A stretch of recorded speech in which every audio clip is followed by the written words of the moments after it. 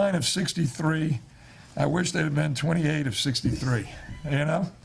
7 of 22 from the 3, 6 of 21 would have been a lot better, that's for sure, you know? But it was just a great game, you know? I'm proud of both teams. I said to Ben, I mean, Ben is a good friend, and the Pembroke coaches and players are good friends.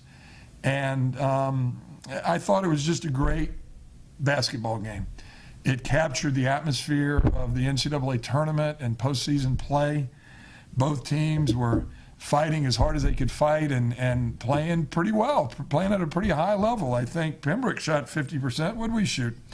45%. That's not bad. We held our own on the boards. How about little Francis Marion? If you would put up their players against our players, they're a lot larger and a lot stronger than we are. And yet our scrappy guys hang in there and had 35 rebounds to their 33. We turned it over a little too much, particularly in the first half, I thought, and maybe even throughout the game. 17 turnovers is too much for us. So if I had to fault any kind of technical aspect of the game, we needed to take care of the ball a little bit better. But I can't fault the heart of our team. Dietrich got untracked again, and congratulations to Dietrich. If you haven't heard, Ken, he's the leading scorer in the history of the Did you hear that? He's the leading scorer in the history of the Peach Belt Conference. And you think about all the great players that have come through this conference, the great athletes, and I mean, I just think since I've been in the conference, the wonderful players that have been in this conference. And to say that little Dietrich Browning, little 6-foot Dietrich Browning, who's not the quickest guy in the world or the most athletic guy in the world, he scored more points than anybody that's ever been in this conference. That's a great testament to him. And it's a great testament to our other players that they've played their roles this year to support him. It's been a wonderful year. It's been a magical year for us. And, you know, the glass slipper, you know, busted right at the end right there. But that's basketball. That's the great thing about college basketball. The great thing about college basketball. And you'll see, you know, you saw Memphis do it last night, a running three-pointer, and you'll see it all through March Madness. There are going to be some endings like this that people will talk about for a while. I would think that the Peach Belt folks and the Pembroke folks will talk about this one for a while. It'll go down in the archives as, boy, a great game. Two teams who mutually respect each other. Two teams who mutually respect each other, battled as hard as they could, and one came out victorious. That's what college athletics is supposed to be about, I think. I think that's what it's supposed to be about. We lose sight of that at times, but I couldn't be prouder of both teams. I'm very proud of both teams, proud to be in this conference and proud of how we represented the Peach Belt today in that first round game. Talk a little bit about the opening few minutes. We give up 8 quick points. You call a timeout. Yeah, we come back out. Dietrich hits his first 3 threes, and by the time we're to 23, we're deadlocked. Exactly. Well, you know, Mike, you've been at Francis Marion quite a while. We haven't done this often. This was a new experience for our guys, and it takes you a while to get your wheels under you. But once you understand it's a game, it's an NCAA tournament game, and it's very important, but it's a game, you know, and we've got to get in the right spots. We've got to do the things that we practiced. That's the most frustrating thing for me. And when I stomp my shoe and you get red in the face, it's when we haven't done what we've practiced, you know. And there, the first few minutes, we weren't doing what we had practiced. Then we got into a little rhythm and we started doing some things that you know, where everybody was on the same page. And then it just started going back and forth, back and forth. How do we stop them? We used every defense in the book. We were just throwing stuff against the wall and see what it was going to stick. You know, we played a 3-2 that we haven't played all year. Man-to-man, trap in the post. Anything to try to keep them off balance because they're a great team. They have guards, and you saw that down the stretch. You saw their guards. God bless them. Most of them are freshmen.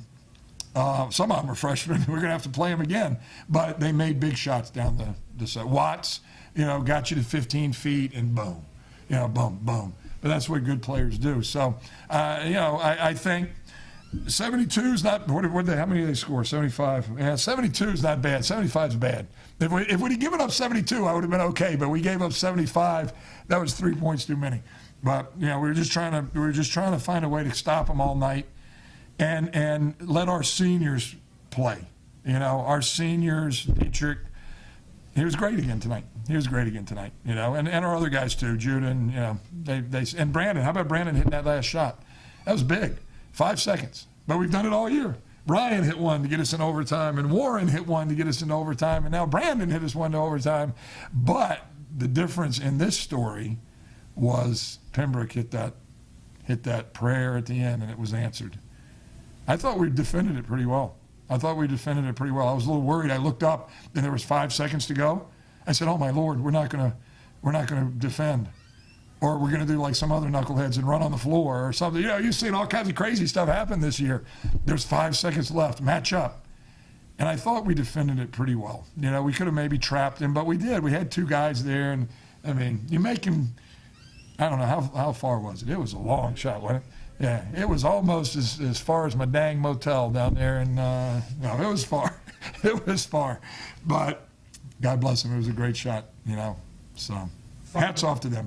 Finally, if you can, you've said it a little bit, to reflect a little bit about what Dietrich has meant to this program over the last 4 years. Well, I remember vividly last year's last game. It was at Pembroke. Seems like Pembroke's the only team that we play. Could we possibly get somebody else on our schedule next year? But the last game last year was against Pembroke, and they beat us pretty handily. And I was mad. I was really mad in the locker room, and I said, Dietrich Browning is not going to go out like this.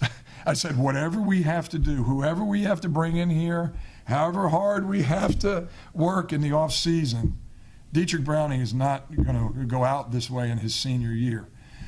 Thank goodness he had a great senior year. I mean he personally had a great senior year, and thank goodness us, you know, finishing 3rd in the conference, that was great. To have a chance to win the conference championship, that was great, and just to play in this and to have a chance to win this first round game. That's what I wanted Dietrich Browning to experience. Certainly he had all the personal accolades, but he's such an unselfish player. In his heart, all he wants to do is win. All he wants to do is win, and I wanted us to win for him this year. And it would have been wonderful to cut the nets down for him, but that wasn't in the cards. Sometimes, you know, things don't work out exactly the way you want to, but I think we put ourselves in position for, you know, him to have a great senior and memorable. He'll have a memorable senior year, and it'll be a positive memory for him.